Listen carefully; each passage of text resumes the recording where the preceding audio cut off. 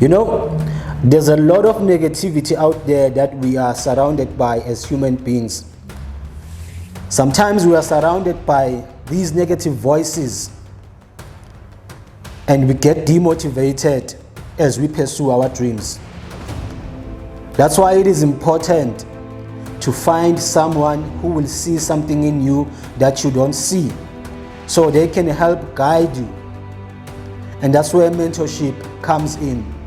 Find yourself a mentor, but make sure that the mentor that you find is someone who is doing what you are pursuing and doing it successfully.